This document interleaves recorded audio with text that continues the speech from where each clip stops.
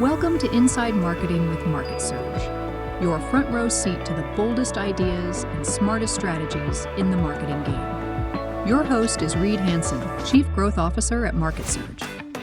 Hello and welcome back to Inside Marketing with Market Surge. And today we're joined by Corey Morris, a marketing leader, best-selling author, and the creator of the Start Planning process, which he developed to help businesses build their own digital marketing success plan. Corey's book, The Digital Marketing Success Plan, breaks down this process in a simple way in contrast to all the so-called best practices and the constant flood of opinions that we're all bombarded with. Instead, Corey focuses on clarity, transparency, and the hard work it takes to actually get to an optimal plan. With over 20 years of experience, Corey has spoken at top conferences across North America, appeared on dozens of podcasts, and has become a trusted voice who makes complex digital marketing topics approachable without oversimplifying them. Corey, welcome to the podcast. We're so glad you could join us. Thanks for having me. Yeah, well, Corey, let's start with your story. Now, you've worked in digital marketing for many years, and how did you use that experience to help you develop this START planning process? And I say START, it's in caps, and we're going to talk about the acronym in a little bit.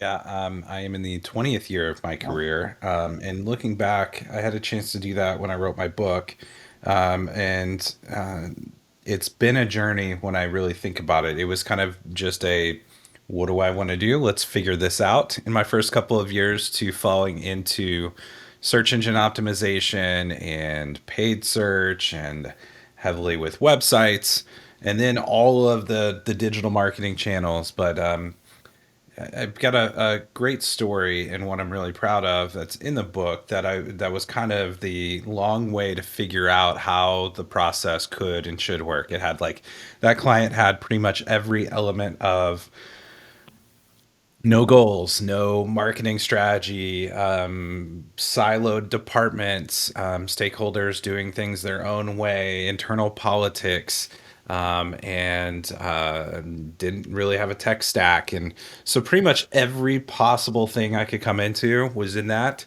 And I didn't realize at the time that the work that we were doing to build their plan would be kind of the basis for that framework that years later that I finally established. I also had to fight through my own way to take really technical and nerdy things and things that I iterate on every time I do it and make it something standardized and something I can articulate. So I wasn't just adding more to everybody's own mess of of more variables of how to try to do things. Okay, well, so let's jump into the nuts and bolts. What does START stand for? And tell us about why it's effective. Whether I'm leading a client through it or my team is in my agency, or you just take it from the book where I gladly give it away to the world to self-implement or take parts and pieces of it to implement or supplement your own process. Whether you're starting from scratch and don't have a digital marketing plan and just have a bunch of tactics or things you've been doing, or you've got a really awesome plan and you're incorporating this in maybe an annual review or revisit of that plan, it's in most cases, we're implementing in a 60 or 90 day process to build that plan. So START is an acronym. It naturally begins with strategy. And so many times we come in and we see so many tactics, as I just mentioned, where question, why are we writing 7 blog posts a month and posting on social media 15 times a week? Is it because we've always done that? Is it because somebody told us to at one point? Or that's a best practice out there somewhere, or our competitors are doing it? But working through that, challenging why we're doing activities and what they're linked to an ultimate business outcome. So getting on the same page, even with the stakeholders in the room who could represent different departments and have different things that they're advocating for, or even different ways that they define the same inside baseball language in the company. So getting alignment, doing some auditing of what's working and what's not, so we don't just assume none of it's working, or we don't make assumptions that all of it was working to carry it forward, even if we're biased towards certain channels or activities or things that we like. And so getting the strategy nailed down and understanding the finite business connected KPIs that can connect back to marketing KPIs is a critical place to start.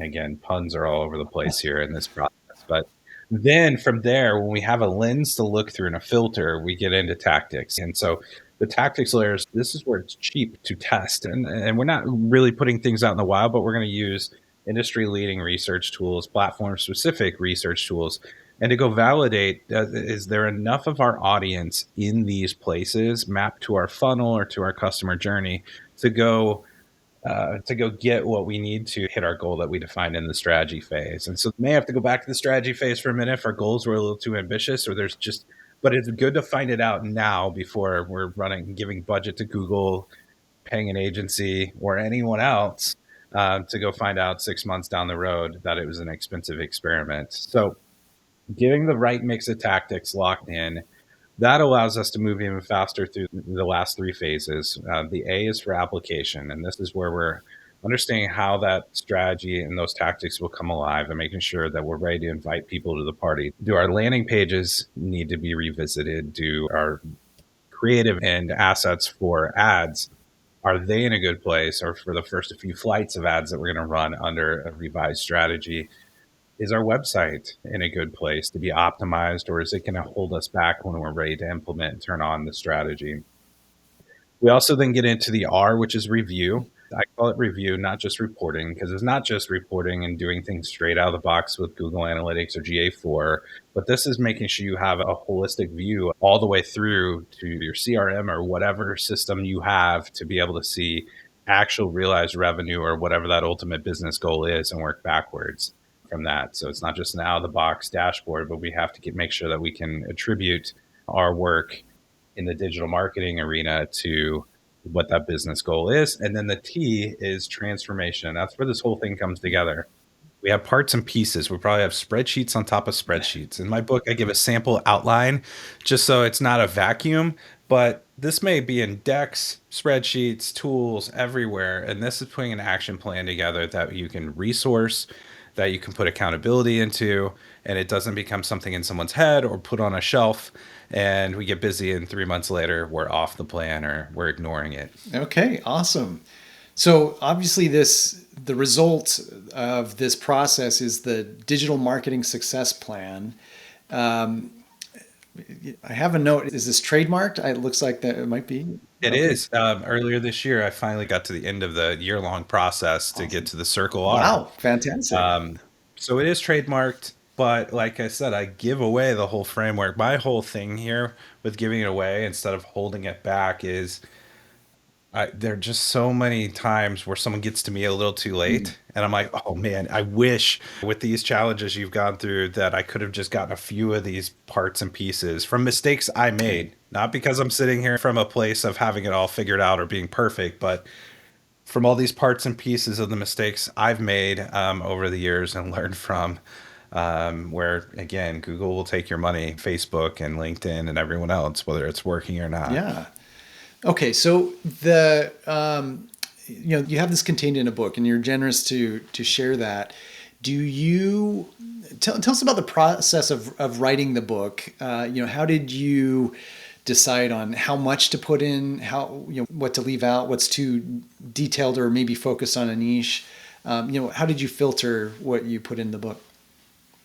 I worked with a great publisher, Indie Books International, and so Henry DeVries in leadership there was able to came out to me in Kansas City and helped me structure this, so it wasn't just my rambling thoughts, and it wasn't just the process in a way that would put everyone to sleep in 2 chapters. So it really has stories woven in where I didn't hold back. I changed names so I wouldn't have to hold back any juicy details, but going into real stories of my own learnings and some of my own failures, as well as some of the challenges I saw across clients. The process of putting that together, starting with the stories, was awesome and really gave it even more meaning in terms of how many dollars absolutely are wasted every day and every year in marketing. The reasons why some people give up on certain channels and some companies think that maybe SEO or what's turning into AI search or Google ads or whatever doesn't work for them. Maybe it does work for you, but we didn't get across the barrier of what we needed to in terms of having it planned and implemented properly, unique to them. Working through that process, as well as being forced to say, okay, how do I take this and put this into 5 steps or 6 steps or whatever it is we do? And so it was a cool experience to sit down with my team and figure out how to organize this thing that we're always iterating on, we're always overcomplicating, and to get it down to something that we can articulate pretty quickly and make it repeatable, but not, cookie cutter. So the process and framework has discipline, but everyone's plan and the inputs and what we plug into it produce a totally unique plan on the back end of it too. So that was really the emphasis of it. But it has some stories to help break it up as well. So I've worked at organizations inside and out, in marketing roles, non-marketing roles, and to have a comprehensive plan was, I think, relatively rare from my experience. There's often like a deck that had been presented as the plan. Does that match with what you've observed as well? And how common is it for a marketing organization to have a plan and stick to it?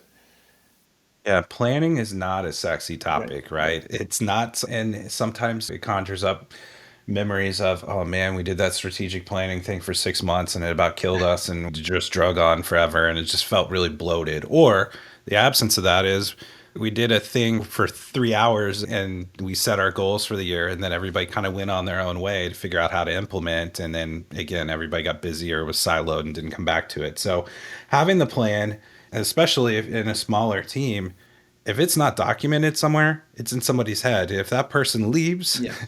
they're with your plan. Or if it's a smaller team, it's in that person's head, then it's really personal. If someone wants to come ask questions or challenge why it's not working, it's really hard to make it objective. I talk a lot about, we want to have a plan. And if we can get it blocked out for sprints for the first or second quarter or for a year, great. But we can't just blindly run the plan. There has to be agility built in. So it's the right balance of both worlds of having a documented plan so it's on paper, and if something changes we can come back and revisit it to reallocate budgets or priorities. If we launch a new product, new tech emerges, a new competitor does something, a CEO gives us a drive-by and says, what about this idea? It gives you a chance to say, okay, even if it's a timeout for 5 minutes, how does that change budget priority or the plan? Do we have more budget or do we need to restack the plan and go back and get it approved versus just making assumptions or chasing things around? And so having the right balance of being able to handle those, what I call trigger events when they come, and or having your own built-in milestones to check progress and to make sure you're adapting it and not just running something whether it's working or not is important. But all those are characteristics and aspects to try to prevent, being too light on it or being way too heavy where, we're always in planning mode and not implementing. So something in your comment made me think of, the aspect of AI, and there's two facets to this. So one, I'd be interested in how AI affects the planning process. Does it speed things up? Does it make it easier to synthesize more data? And two, like you said, new tech is emerging all the time, largely around AI. Maybe it saves us money, or maybe it makes a certain channel or approach more appealing because it's now facilitated by AI or something. So those two aspects, how would you say those are actually affecting marketing, planning, and plan implementation? Yeah, and those are two big ones, and there are even a couple more that are almost dizzying if you just go spend your whole day going down that hole. But in terms of planning and research and tools, it's great because we can scale and get data so much faster, right? So when I talk about auditing and doing things like that, a lot of the leading tools now have AI functions, so they're more powerful at the same price point or not much different price point than they were years ago. And we don't have to take as much synthesis of the data that they give us, whether it's Ahrefs or an SEMrush or whatever it might be. But in other cases, whether we're doing our own auditing, we can just do so many more things at scale or get deeper or have another opinion, especially if we're a team of one doing any of this. When it comes to impacts on what we're doing over time as well, it can really help with scaling content as long as we're careful and not producing what a lot of us can see from a mile away, being AI produced content now and more generic and just kind of bloating the internet with more commoditized, not bad, but not great or not branded and personalized and connecting to their audience level of engagement content. And then another category down the road too is knowing that change is happening at such a rapid pace within the different marketing channels. My agency's focus is heavily on search, both organic and paid, and the new AI max match type coming out in Google Ads, or the disruption within Google of showing AI overviews more exclusively and eventually probably going to AI mode 100% of the time, the fragmentation with other sources like search functions and LLMs. And so all of those things are changing how we might be doing this as well. We need to be leveraging AI at a minimum for efficiencies when we're doing planning work, implementation of our plan, and tactical work, and also be aware of how it's changing what those channels look like and how our potential target audiences and users engage with us in those channels too. Okay, no, that's really helpful. So now you are also a business owner, and I'm sure you've been implementing marketing plans. What are some of the lessons you've learned from doing these marketing plans for your own business? Is it effective if you do X, less effective if you do? What are some of those takeaways we could talk about? Yeah, and this is where it gets a little dangerous and more extreme. But if you don't know that something is working, you think it's working, or you feel like it might not be working, that is absolutely the time to question everything. And marketing should be looked at as an investment, an expense, and an investment assumes a return on investment. So getting something back. And so if you're not able to track it all the way through, or some of the things we talked about earlier, some of that my process is built to kind of try to make us have conviction around before we are spending tons of money, or to realign that, understand that. And so I'm big on challenging in a polite and respectful way, like the what and why. And it may result in us still doing the exact same things we're doing, but I feel like a healthy dose of skepticism, or just healthy challenging of our goals. Are they deep enough, and is there a return on investment for writing this blog post, for writing this book, or setting up this new AI function and training it so it can replicate me in some way? If I'm just kind of looking at it as a checklist or a best practice or a thing to do versus a strategic advantage, that's where I will always question it. So for me, I'm constantly evolving. I mean, my book came out last year.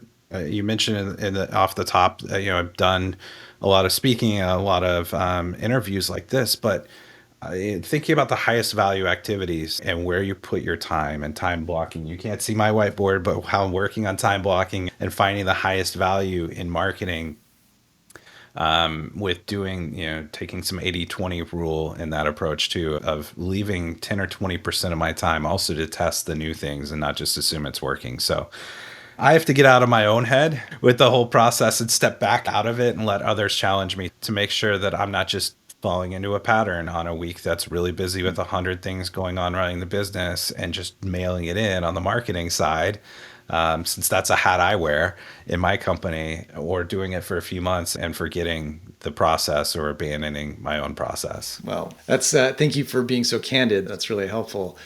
Now, for people that would like to either work with you or learn about the START model, read your book, where can they find the book? Where can they reach out to communicate with you?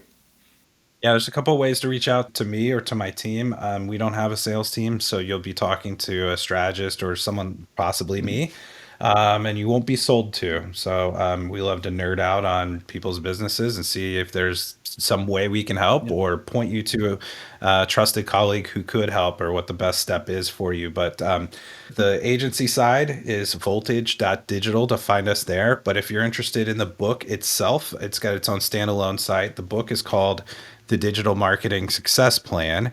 And with that being a long title, I've shortened it to the DMSP.com. And if you land there, it's got information about the START planning process and a link over to Amazon to pick up a copy. That's awesome. Well, thank you so much for your generosity. It's always great to have content that readers can take away. And I look forward to getting my own copy and trying to incorporate these lessons. So, Corey, I really appreciate you joining us today, and look forward to staying in touch and collaborating in the future.